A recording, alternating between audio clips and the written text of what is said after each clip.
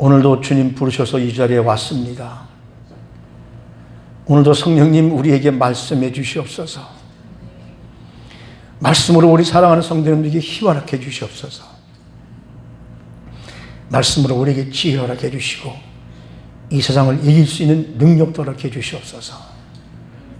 이 말씀을 나눌 때에 인간의 생각이나 사상은 다 내려놓게 하시고 성령님께서 꼭 우리에게 필요한 말씀을 통해서 우리 모두가 회복되어지는 시간 될 수 있도록 이 한 시간 축복해 주옵소서.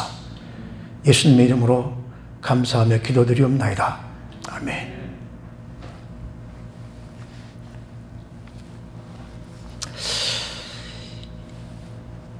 지금 참 어려운 시대잖아요. 이상한 그 전염병, 사스나 메르스도 이렇지는 않았잖아요. 근데 이걸 가지고 지금 굉장히 두려워합니다. 지난번에 그 워싱턴에서 의사들 20명이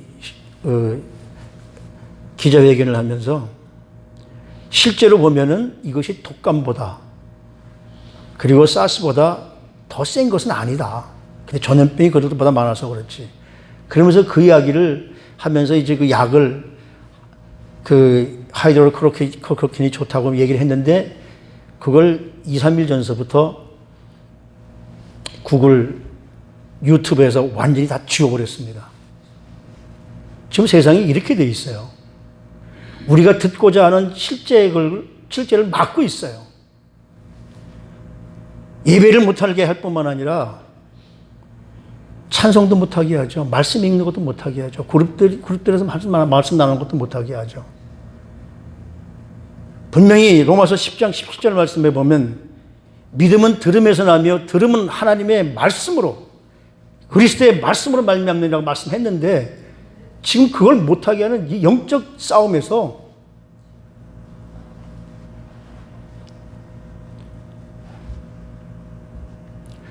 우리가 이길 수 있는 길이 뭘까? 참 속이 상해요. 기도할 때마다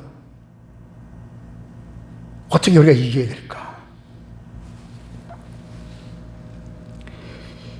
말씀을 성령님께서 우리에게 깨닫게 하시는 거거든요. 우리가 이 고난을 이기는 힘이 인간의 지혜가 아닙니다.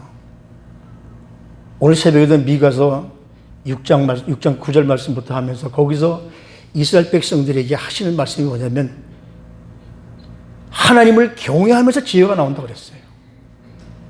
하나님을 경외하고 하나님 말씀을 들을 때에 그러니까 우리가 이 어렵고 힘든 세상을 이기는 힘은 인간의 지혜를 의지하는 것이 아니라 하나님의 말씀을 의지해야 될 줄 압니다. 그래서 하나님께서는 우리에게 약속을 말씀해 주시는데 이 약속의 말씀을 가질 때 어떤 강한 대적의 방해나 반대에도 불구하고 하나님께서 우리에게 말씀하신 예언의 말씀은 반드시 성취되어집니다. 지금 사도 요한이 이 요한계시록, 요한 1, 2, 3서 요한계시록을 기록하는 이때가 언제냐면 로마에 굉장히 가혹한 박해를 받을 때거든요. 그래서 사도 바울은 이 말씀을 집필하면서 예수 그리스도의 계시, 예수 그리스도의 계시, 즉 예언의 말씀을 의지할 때 어떤 역경과 고난도 이길 수 있다라고 그렇게 우리에게 힘을 주시는 말씀이에요. 저와 여러분들이 정말 긴박하고 중차대하는 시간일수록 하나님 말씀을 읽는 것과 듣는 것과 지키는 것에 대해서 힘써서 해야 될 줄 압니다. 지금이 바로 그때예요. 정말 마지막 때 우리가 이런 상황이 올 것이라고 누구도 꿈에도 못 꿨습니다. 하나님을 반대하는데 앞장선 이 공산주의자들이 온 세계를 속이면서 이렇게 만들지 않았습니까? 이걸 이길 수 있는 능력이 바로 하나님의 말씀이에요. 이 역사의 마지막 때는 권력자들에게 있는 것이 아니라 전능하신 하나님의 주권과 섭리에 있음을 우린 분명히 깨달아야 됩니다. 그래서 오늘 성경 말씀을 여기 1장 3절에 뭐라고 그럽니까? 이 예언의 말씀을 읽는 자와 듣는 자와 그 가운데 기록된 것을 지키는 자는 복이 있다. 그냥 말씀이라고 해야 되는데 뭐라고 하냐면 예언의 말씀이라고 그래요. 왜 그럴까요? 성경이 본질적으로 예언적 성격을 띠고 있기 때문에. 그래서 이 성경은 이 땅의 모든 책과 구별되는 책입니다. 이 성경은 그래서 모든 책들보다 특별하게 고유한 책이에요. 많은 사람들이 성경이 아닌 무슨 노스트라다무스의 무슨 예언서라든지 중국에도 무슨 예언서가 있더라고요. 이름이 지금 기억이 안 나는데. 이런 것을 믿고 거기에 홍수가 예언되어 있다 이런 걸 믿으면서 왜 하나님의 말씀을 믿지 않는 거예요? 하나님의 말씀을 믿지 않는 것이 아니라, 믿지 못하는 것이 아니라 믿지 않고 있다는 사실이거든요. 이것이 마지막 때 사탄의 계략입니다. 요한계시록은 신구약 모든 책에서 맨 대미를 장식하는 책입니다. 구약에는 예언서가 많은데 신약에는 바로 예언서가 이거 하나이죠.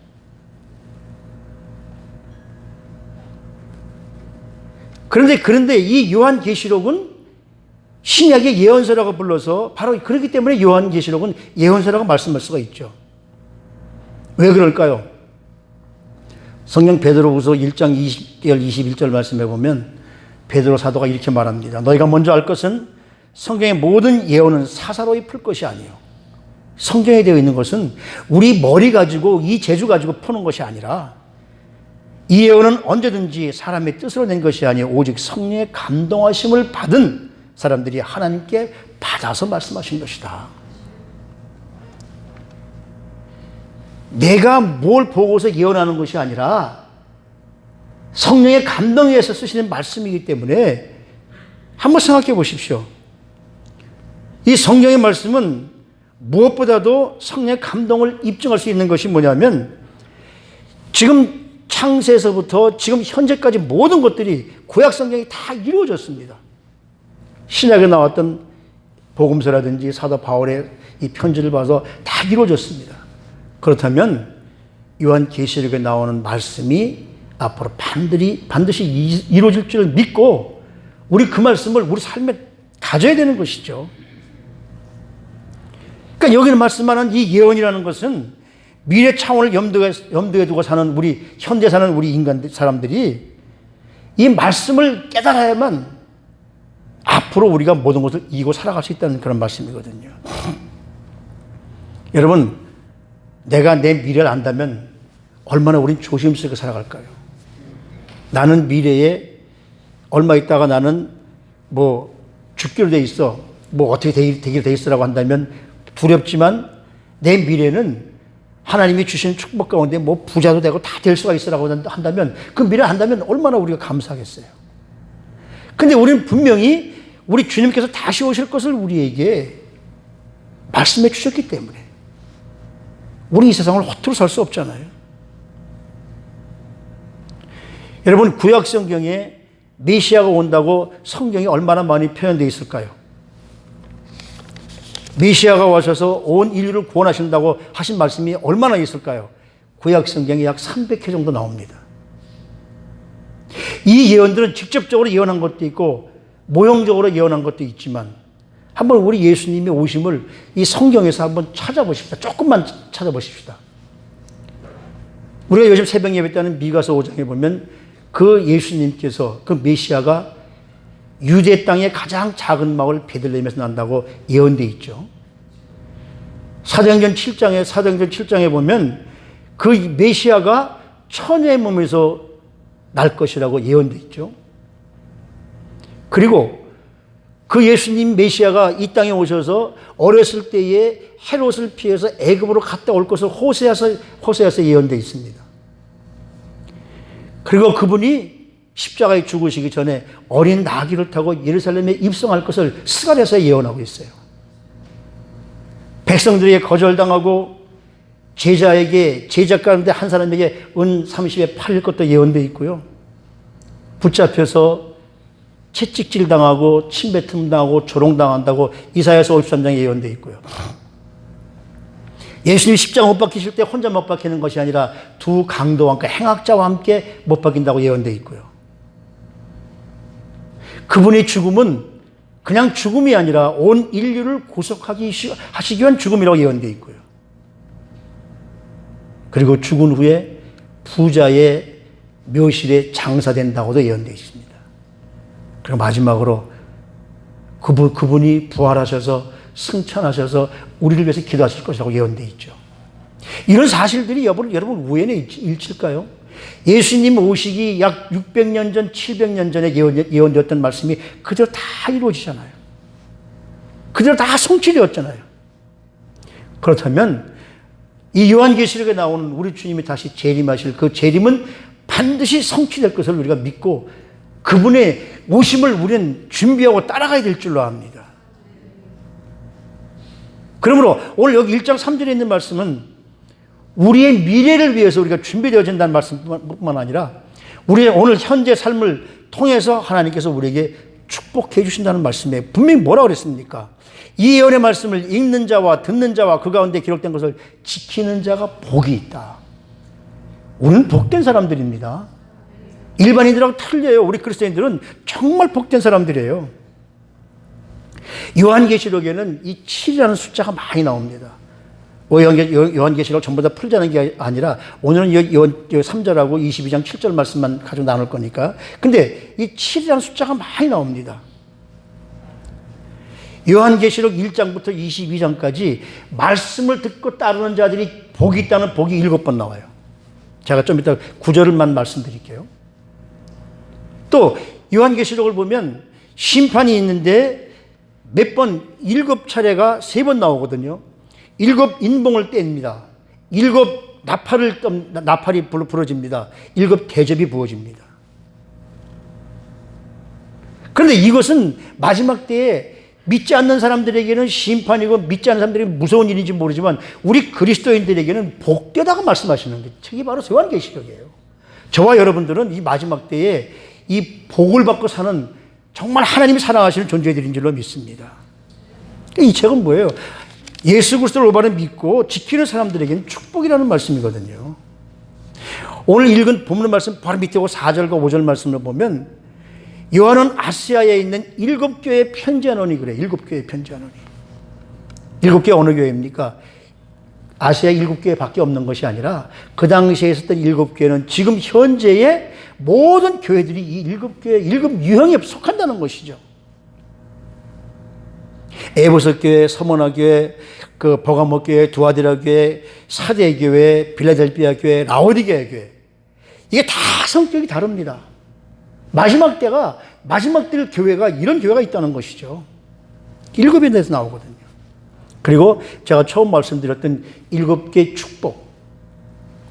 오늘 같이 말씀을 나눴던 하나님의 말씀을 읽고 듣고 지키는 자가 복이 있다. 두 번째 복은 뭐냐면 요한계시록 14장 13절입니다. 지금 찾지 마세요. 시간 없으니까. 이걸 꼭 찾아가지고 할 건 아니니까. 14장 3절 말씀해 보면 장례식 때 많이 인용하는 성경 구절이에요. 지금 이후로 죽는 자들은 복이 있다.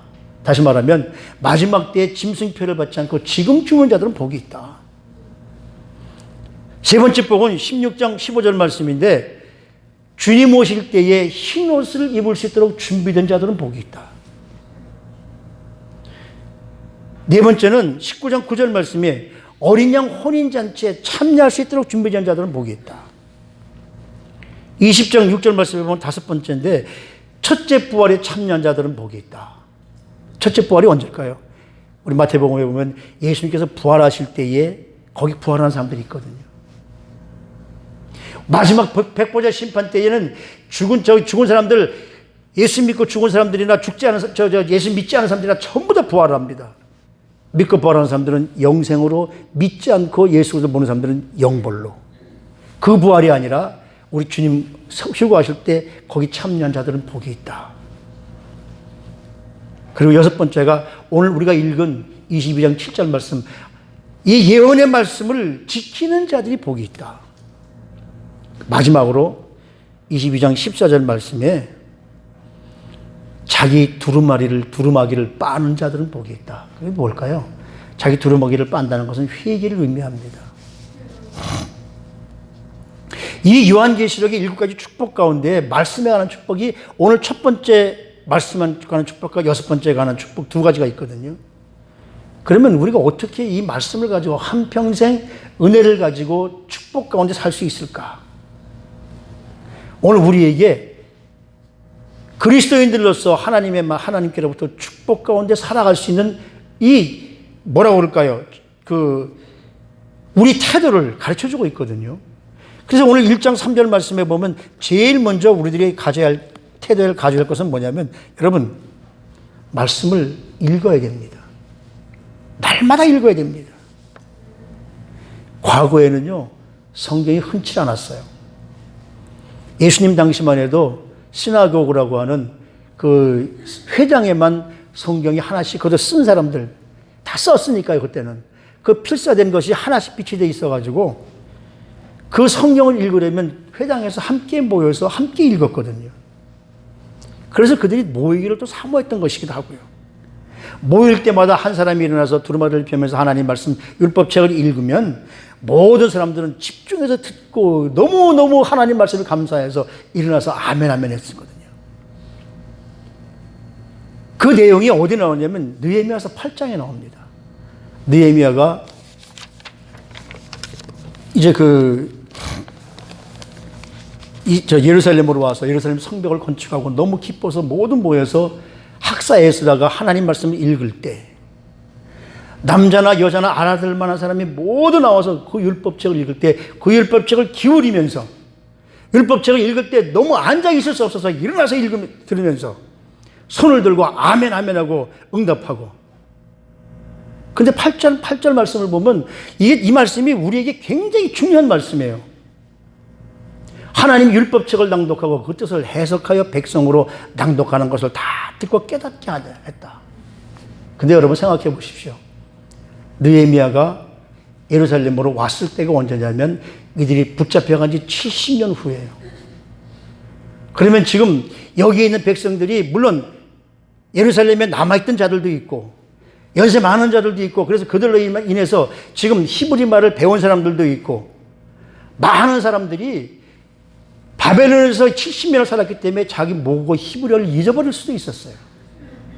그래서 성경 말씀을 읽을 때에 그들이 아멘 아멘 하고 그 뜻을 여기 뭐라 그럽니까? 그 뜻을 해석하며 백성들을 알게 했다. 영어 성경에 보니까 뭐라 그러냐면 이렇게 말해요. Book of the Law of God. 하나님의 율법책이라는 거죠. 그리고 뭐라 그러냐면 거기 Making it Clear라고 그래요. 그들에게 깨끗하게 알게 해주었다. 그것이 다시 말하면 난회제 보면 그 똑같은 Making it Clear가 뭐라고 나오냐면 Translation으로 나옵니다.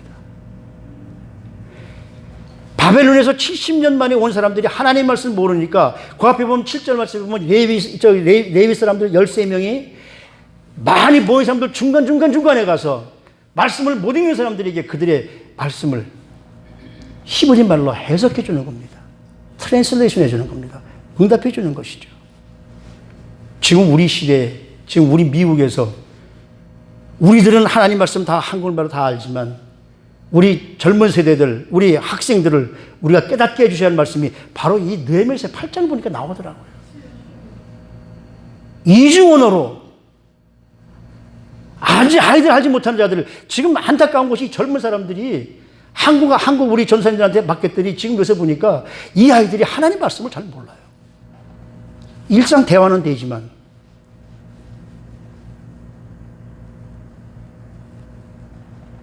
그러면서 마지막에 10절 말씀에 보면 여호와로 인하여 기뻐하는 것이 너의 힘이다. 그걸 깨닫게 하기 위해서 곳곳에 앉아서 하나님 말씀을 이해하게 도와주는 것.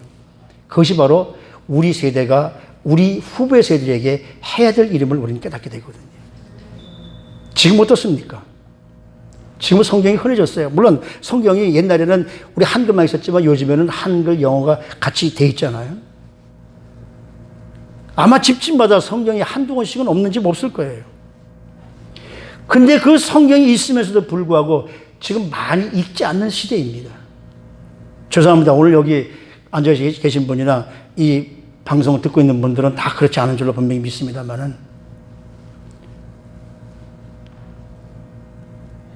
우리 이 선조들은 바로 그 성경 읽기가 가장 축복이라고 생각했던 거거든요.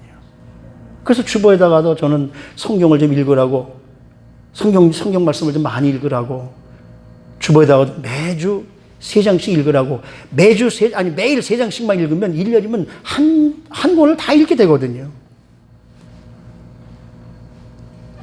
이 중세 시대에는 일반인들이 성경을 읽을 수가 없었어요. 뭔지 모르게 캐톨릭 사제들만 성경을 읽고 성경은 라틴어로만 번역되어 있어가지고 일반인들은 라틴어를 보는 사람들은 성경을 읽을 수도 없었어요. 근데 그거를 온 사람들이 다 읽게 된다. 마틴 루터가 독일어로 번역하면서 많이 사제주의를 주창하면서 그래서 이 성경을 독일어로 번역해서 다 읽게 만들었거든요. 그 시대에 성경 읽기를 뭐라고 그러냐면 라틴어로 렉티오 미디나라고 그랬습니다. 렉티오 디비나. 렉티오라는 말은 리딩이라는 얘기예요. 읽는다. 디비나라는 신, 하나님이라는 말이죠. 그러니까 렉티오 디비나라는 말은 무슨 말씀이냐면 거룩한 하나님 말씀을 읽는 독서를 얘기합니다. 거룩한 독서. 이 거룩한 독서가 하나님 말씀을 읽을 때 우리 삶을 바꾸는 축복을 경험하게 되는 거예요. 디모데후서 3장 16절 17절 말씀에 보면 이렇게 말하고 있어요. 모든 성경은 하나님의 감동이 된 것으로 우리를 교육하고 교훈하고 책망과 바르게 하며 의로 교육하기에 유익하나니 이는 하나님의 사람으로 온전하게 하며 모든 선한 일을 행하려는 능력을 갖췄습니다. 성령님의 능력을 통해서 성경을 깨닫게 되면 우리로 하여금 온전하고 선한 일을 할 수 있는 능력을 부여해 주신다는 것이죠. 그래서 여기 학사 에스라와 모든 백성들이 레위인들이 깨닫게 해주시고 그 말씀을 읽을 때에 모든 백성은 앉아 있을 수가 없는 거예요. 하나님 말씀을 듣는데 내가 어떻게 앉아 있는가. 요즘에 많은 교회들이 보면 성경 읽을 때 다 일어나서 함께 읽거든요. 전 뭐 그렇게까지는 안 합니다만은. 그리고 그 말씀 읽는 것으로 끝나는 것이 아니라 아멘 아멘 하면서 막 일어서서 너무 기뻤다는 것이죠. 멕시코에 어느 할머니가 은혜를 받고 말씀을 좀 전해서 전도를 해야 되겠는데 그 할머니가 이 글을 읽을 줄 몰래 까먹느네요. 그래서 그 글을 이제 좀 성경을 가지고 다니면서 아이들에게 전도를 해야 되는데 학교 앞에 가서 아이들에게 내가 글을 몰라서 그러는데 이거 좀 읽어줄래? 그리고 누가 아는 분이 표시해준 데가 거기에요. 요한복음 3장 16절. 그걸 이렇게 빨간 줄로 이렇게 쳐놓고 내가 글을 못 읽어서 그러는데 너 이거 좀 읽어줄래? 그러면 그 아이가 읽을 거 아니에요. 하나님이 세상을 이처럼 사랑하사 독생자를 주셨으니 그때 이 할머니 앞에서 기도합니다. 하나님, 이 아이가 이 말씀을 들으면서 하나님의 음성을 듣게 해주시옵소서. 그 할머니가 중학교 고등학교에서 그걸 읽게 하면서 아이들을 많이 전도해서 변화시켰다고 그래요. 여러분, 하나님 말씀 읽기를 주저하지 마십시오. 큐티를 여러분의 삶에 아주 이 일상적으로 삶에 함께 하시기를 주님의 이름으로 부탁을 드립니다. 두 번째는 뭐냐면 오늘 여기 본문에 보면 예언의 말씀을 듣는 것이 축복이라는 거예요. 1차적인 의미는 누군가 성경을 읽을 때 그것을 성경을 진지하게 듣는 것을 의미하지만 그러나 우리가 지금 세상은 과거에는 성경이 없으니까 누군가 읽는 것을 듣지만 지금은 성경을 다 가지고 있기 때문에 누구든지 성경을 읽고 있는데 이 듣는다는 의미는 뭘까요? 누구나 다 가지고 있는 성경을 읽음에도 불구하고 듣는다는 의미는 뭘까요? 하나님 말씀을 읽으면서 성령님의 음성으로 듣게 되기를 주님의 이름으로 축복합니다. 성경을 읽을 때 성령님의 음성으로 듣게 되기를 바라요. 요한계시록에서 2장 11절 말씀에 그렇게 말씀하잖아요. 귀 있는 자는 성령이 교회들에게 하시는 말씀을 들을지어다. 우리는요, 이 하나님 말씀을 읽을 때 사람이 쓴 것으로 읽지 마시고 성령께서 나에게 하시는 말씀으로 들을 수 있어야 돼요. 우리가 청각적으로 듣는 것과 마음으로 받아들이는 것과는 정말 다른 겁니다. 말씀이 내게 귀로 들려오는데 그것이 마음으로 움직이는 것을 뭐라 그러냐면 레마라 그래요. 이 레마가 참 좋은 말인데 그걸 이 의원들이 잘못 써서 그러는데, 이 레마라는 말이 어디서부터 나온 얘기냐면요, 예수님께서 부활하시고 엠마오로 제자들 둘과 내려가시면서 우리 주님이 가시면서 제자들에게 하나님의 말씀을 풀어줄 때에 귀로 들었는데 마음이 뜨겁더라고 합니다. 하나님 말씀을 읽으시면서 여러분의 마음이 뜨거워지시기 바랍니다. 이게 말씀을, 주님의 음성을 듣는 거예요. 그럴 때 우리 인생의 방향이 바뀌어지게 되고요, 그럴 때에 우리의 삶이 바뀌어지게 되는 줄로 압니다. 유진 피터슨이라는 학자는 이렇게 말합니다. 말씀 듣기의 핵심은 묵상이다. 그래서 말씀을 먹으라 그래요. 그래서 유진 피터슨이 쓴 말씀을 먹으라는 책에 보면 이런 얘기가 나와요. 자기 집에서 키우는 사냥개가 어느 날 사냥에서 돌아올 때에 가지고 온 사슴 뼈다귀 하나를 가지고 와서 그 뼈다귀를 핥고 물어뜯고 하면서 뼈다귀가 하얘질 때까지 계속 뜯고 또 뜯더라는 거예요. 그걸 보면서 성경 구절 하나 생각났습니다. 성경 구절이 뭐냐면 시편 1편 이야기인데, 쭈쭈쭈쭉 내가다 맨 마지막에 여호와의 말씀을 주야로 묵상하는 자로다, 주야로 묵상하는 자로다 할 때 그 원어가 히브리어로 하가라는 이야기예요. 근데 주야로 묵상하는 것만 하가가 아니라 이 단어가 시편 31편 4절 말씀에 보면 큰 사자나 젊은 사자가 자기의 먹이를 움켜쥐고 그 먹이를 먹으려고 으르렁할 때 이 얘기가 하가예요. 뭘 먹으려고 막 으르렁거리고 남에게 빼앗기지 않으려고 막 으르렁거릴 때 그 말씀이 하가예요. 그럼 묵상한다는 것이 뭡니까? 말씀을 이 사냥개가 뼈다귀를 핥고 깨닫고 부수고 해서 그것이 자기 거로 만들어지는 것이 하가라고 한다면, 묵상해서 자기의 말씀이 되어질 때 그것이 하가라는 얘기입니다. 사자가 먹이를 물어뜯으려고 으르렁대는 모습, 여러분 하나님 말씀에 대해서 뺏기지 않으려고 그 하나님 말씀을 여러분의 것을 만들려고 으르렁대는 하가가 여러분의 삶에 함께 하시길 바랍니다. 그래서 이 말씀을 읽다가 맞아, 이거로구나, 무릎을 탁 치면서 일어나는 하가가 여러분의 삶 속에 함께 하시기를 주님의 이름으로 축복합니다. 이것이 바로 말씀을 듣는 건데 하나님의 음성으로 들려지는 말씀입니다. 배고픈 영혼의 생명의 양식이 되는 축복의 말씀을 날마다 함께 하시기를 주님의 이름으로 축복합니다. 마지막으로 세 번째, 여기 뭐라고 그랬습니까? 이 예언의 말씀을 읽는 자와 듣는 자와 그 가운데 기록된 것을 지키는 자가 복이 있다. Keep it word. 말씀을 읽고 듣는 것도 중요하지만 궁극적으로 더 중요한 것은 삶 자체의 말씀이 그대로 이루어져야 되죠. 다시 말하면 하나님 말씀을 읽고 듣고 지키라는 말씀에 순종하는 겁니다. 사도 요한이 축복 7개 가운데 첫 번째하고 여섯 번째 이 말씀을 놓으면서, 보라, 내가 속히 오리니 이 두루마리의 예언의 말씀을 지키는 자는 복이 있다. 우리 아까 읽었잖아요. 22장 7절 말씀. 근데 여러분, 묵상이라는 것은 그냥 묵상 그것의 자체의 목적이 있는 것이 아니라, 묵상이라고 하는 것은 내가 그 말씀을 묵상해서 내 머리에 집어넣고 내 가슴에 집어넣고 그 말씀대로 붙들어 살기를 원하는 것이 묵상이에요. 그냥 머리로만 읽는 것이 묵상이 아니에요. 그래서 이 말씀을 묵상할 때에 우리 이 예언의 말씀을 통해서 우리의 미래를 비추는 등불이 되어지거든요.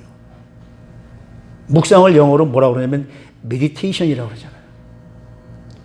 묵상을 영어로 메디테이션이라고 그러고, 우리가 흔히 먹는 약을 뭐라고 그러죠? 약은 메디신이라고 합니다. 이 같은 어원에서 나왔거든요. 묵상을 잘하는 것이 메디신입니다. 양약인 거예요. 근데 중요한 것은 어떻습니까? 이 묵상은 한두 번 하고 끝나서 한두 번 했는데 하나님 나에게 복을 안 주시지 하고 끝나는 것이 아니라 묵상은 영원히 지속되어져야 되는 것입니다. 하면 할수록 묵상을 오래 해서 하나님 말씀이 내 삶에 들어오면 들어올수록 하나님 우리에게 기적을 베풀어 주시죠. 하루 이틀, 일주일, 한 달, 1년, 10년 그 묵상을 계속한 사람과 한두 번 하고 한 달, 두 달 해보고 하나님이 응답하시지 않는다고 끝난 사람과 마지막 때는 엄청난 차이가 납니다. 묵상을 한두 번 한 사람과 많이 한 사람과의 차이는 뭐냐면 영양제를 한 번 먹은 사람과 영양제를 1년 먹은 사람과의 차이인 것이죠. 우리 병원에 가면 내가 어디 염증이 생겼을 때 병원에 가면 의사가 처방을 해줄 때 뭐라고 그럽니까? 이 약은 마지막까지 잡수십시오 그러잖아요. 일주일이면 일주일치 하루 빼지 마시고 다 잡수십시오. 그래야 낫습니다. 완전히 낫습니다. 근데 어떤 성도님들은 이 메디테이션을 이 잠깐 메디신으로 알고 며칠 몇 날 큐티를 해본 후에 하나님 응답이 없다고 하나님께서 응답하기를 기대하고 사는 것이 그것이 우리 인간의 얄팍한 심령이잖아요. 만약에 그렇게 생각한다면 우리는 하나님의 말씀을 마약으로 생각하는 겁니다. 하나님 말씀 마약이 아니에요. 마약은 당장 효과가 날지 모르지만 궁극적으로는 인생을 파괴하게 만듭니다. 성경은 마약이 아니라 보약입니다. 보약은 한 번에 효과가 나는 것이 아니라 꾸준히 다 먹었을 때에, 꾸준히 지속적으로 먹었을 때에 우리의 건강에 효과가 나는 것처럼. 유진 피터슨이라는 분이 이런 얘기를 해요. 묵상의 마지막 작업은 영혼의 근육과 뼈 그리고 산소를 공급하는 폐를 만들고 피를 공급하는 심장을 만들어 성육화를 이루는 작업입니다. 그때부터 말씀을 삶에 적용하고 그 말씀대로 살아야 합니다. 그때부터 기적은 일어납니다. 그때부터 축복은 일어납니다. 라고 말씀해 주세요. 미국에 한 투자회사를 다니는 신실한 젊은이가 있었습니다. 믿음이 깊었지만 평소에는 별로 이렇게 믿는다는 것을 티를 내고 다니지 않았는데 투자회사에서 투자를 유치하고 투자를 받아내려 보면은 많은 사람들을 만나야 되잖아요. 근데 그렇게 되면 어딜 가야 되냐면 술자리도 만나고 많은 사람들과 함께 해야 되는데 그 술자리에 가면 술 먹다가 반드시 하는 일들이 뭐냐면 음담패설이라고 그래요. 근데 이 사람은 그 자리에 참석은 하지만 술을 마시지도 않고 음담패설에 참여도 안 했어요. 그렇다고 술 마시는 사람들을 정죄하거나 그들과 교제를 끊어버리는 이런 일도 없이 그냥 같이 다니면서 겸손하게 그들을 대하면서 그들과 상담하다가 시간이 되면 복음을 전하는 정말 결정적인 때 가서 신앙의 면모를 드러내는 그런 사람이었었거든요. 그 사람에게 어느 날 실적이 좋으니까 어떤 그 사람이 투자를 의문해 오는데 회사를 보니까 뭐냐면 성인물 제작 회사예요. 그 엄청난 거래를 투자를 받으면서 이것이 성사가 되어지면 당신에게 $200,000 당신의 몫으로 주어집니다. 얼마나 고민돼요, 여러분. 한 번 투자만 잘하면 $200,000가 들어오는데. 그렇지만 그는 고민 끝에 그 요청을 거절합니다. $200,000이라는 수수료도 다 날아가 버렸죠. 그리고 회사 대표에게 이렇게 얘기합니다. 우리가 거액의 자금을 그 회사에 투자하면 엄청난 양의 포르노 잡지와 동영상이 이 땅에 뿌려지게 됩니다. 그러면 우리는 돈을 벌 수 있을지 모르지만 10대 성문화는 더 타락해질 것이고 성범죄가 더 증가하게 될 것이고 가정은 붕괴될 것이고 그래서 저는 이 일을 성사시킬 수 없었습니다. 저를 믿어주신다면 내가 다른 회사로부터 더 큰 투자를 얻을 수 있도록 노력하겠습니다. 그러다 보니까 이 상사들로부터 엄청난 견제를 받습니다. 그럼에도 불구하고 하나님이 축복하셔서 엄청난 투자를 그 사람이 성공시키게 돼요. 그러면 하나님께서 그 사람에게 투자 회사를 설립하게 하셔서 엄청난 축복을 받게 해주십니다. 여러분, 세상에 휘둘리지 마십시오. 하나님의 뜻을 정하고 믿음의 길을 가게 되면 이 세대를 본받지 아니하고 하나님의 선하시고 기쁘신 그 온전한 뜻이 무엇인가를 발견하게 되면 그런 사람들은 세상을 두려워하지 않습니다. 조지 밀러는 성경을 읽다가 고아들을 돌보기 시작해서 수천의 고아들의 아버지가 되었고요. 윌리엄 캐리는 구두를 깁는 사람으로서 성경 읽다가 자신을 땅끝으로 보내게 달라는 하나님 앞에 소원을 하면서 인도 가서 현대 선교의 개척자가 됐습니다. 말씀을 읽고 묵상하시다가 그 말씀대로 살다가 말씀을 읽고 묵상하는 것으로 끝나는 것이 아니라 말씀을 읽고 듣는 것이 끝나는 것이 아니라 그것이 묵상되어져서 여러분의 삶에 함께 하셔서 평생 말씀을 가까이 하면서 말씀대로 실천하는 삶을 살게 되면 하나님이 반드시 저와 여러분들의 삶을 축복해 줄 수 있을 줄로 믿습니다. 아까 우리 찬송했잖아요. 말씀대로 살면 말씀대로 사는 사람들에게 그 믿는 자들에게 능치 못함이 없다라고. 저와 여러분들이 말씀으로 하나님이 함께 해주시는 능치 못함이 없는 능력의 성도님들이 되셔서 마지막에 기적을 경험하는 저와 여러분들이 되시기를 주님의 이름으로 축복합니다. 기도하십시다. 하나님, 말씀을 읽고 듣고 지키는 자가 복이 있다고 말씀하셨습니다. 우리가 마지막 때에 새 예루살렘에 들어가기 위해서 부족한 것이 무엇이 있을까? 그것을 깨달았다면 우린 분명히 그 다음에 행할 것을 알고 말씀을 머리에만 두고 끝나는 것이 아니라 가슴에 두어서 우리 삶이 뜨거워지고 마치 우리 주님께서 엠마오로 가던 제자들에게 말씀을 전할 때 가슴이 뜨거워졌던 것처럼 가던 길을 돌이켜서 다시 예루살렘으로 가서 하나님의 일을 할 수 있는 능력을 부여해 주신 것처럼 우리 성도님들이 읽고 듣는 것으로 끝나는 것이 아니라 말씀을 지켜서 이 마지막 때에 복된 성도님들이 될 수 있도록 저들을 축복해 주시옵소서. 존귀하신 우리 구주 예수 그리스도의 이름으로 감사하며 기도드리옵나이다. 아멘.